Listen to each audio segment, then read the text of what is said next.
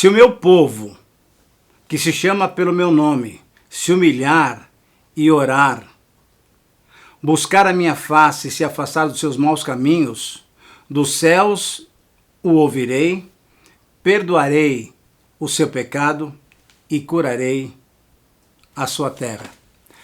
Eu creio que todos nós conhecemos muito bem esse texto, um texto que fala sobre oração, sobre o valor da oração. E a promessa de que Deus nos ouve, de que Deus atende a nossa oração. No texto aqui que nós lemos, de 2 Crônicas 7:14, é um texto que nos inspira a buscar o Senhor em oração. E nós temos vários momentos na Bíblia que nós temos orações realmente maravilhosas e elas nos estimulam à vida de oração. Eu estou lendo aqui em 2 Crônicas 7:14 essa palavra.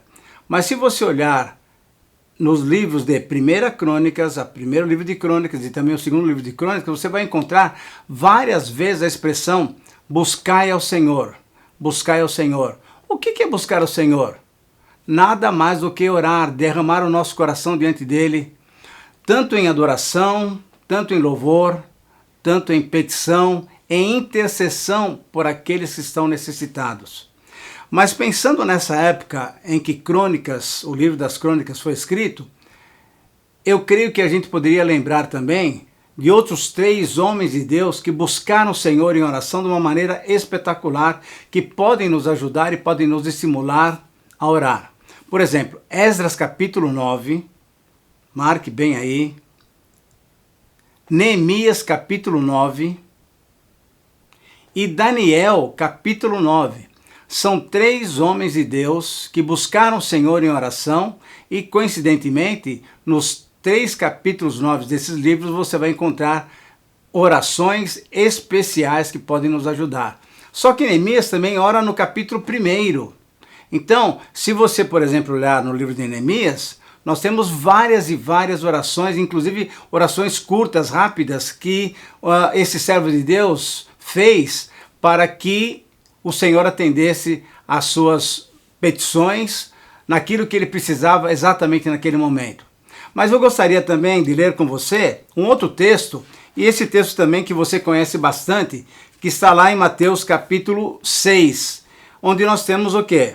A nossa famosa, e graças a Deus, porque o Senhor Jesus nos instruiu nisso, a famosa oração do Pai Nosso.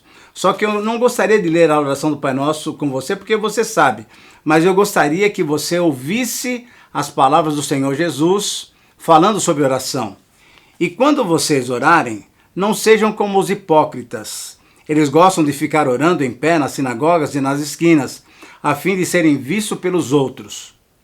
Eu asseguro que eles já receberam sua plena recompensa.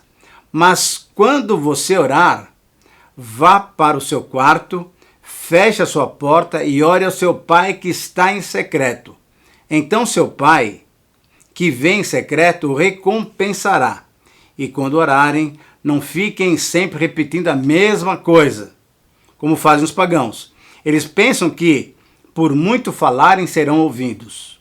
Não sejam iguais a eles, porque o seu pai sabe do que vocês precisam, mesmo antes que vocês o peçam. Jesus nos estimula então a vida de oração. Jesus nos mostra qual é a maneira correta de orar. Quando nós olhamos, por exemplo, para o capítulo 6, versículo 1, ele pergunta para nós, o que nós queremos? Queremos a recompensa dos homens ou queremos a recompensa de Deus? E aí ele dá 3 exemplos. A questão do jejum, a questão da contribuição financeira e a questão da oração.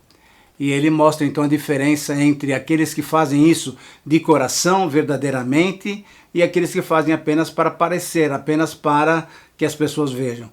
Inclusive, nessa área de oração, Jesus então ele vai um pouco mais profundo. Ele fala o seguinte: se você quer realmente orar, se você quer falar com Deus, se você quer buscar a Deus, como lá nós lemos lá em 2 Crônicas, então vá para um lugar sossegado, quietinho, é você e Deus.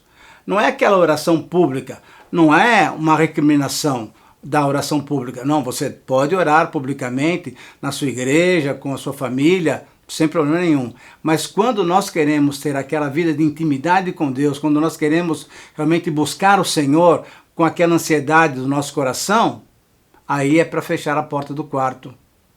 Aí é para falar somente com Deus e colocar no nosso coração. A minha palavra, então, para você é estimular você, encorajar você, incentivar você à oração. Ore, fale com Deus, interceda pelos seus irmãos. Quando a gente olha, por exemplo, as orações de Paulo, Paulo nunca pediu nada para si mesmo. Ele sempre pede em favor do crescimento do reino de Deus. Nós temos vários motivos de oração. Então coloque esses motivos de oração diante do Senhor.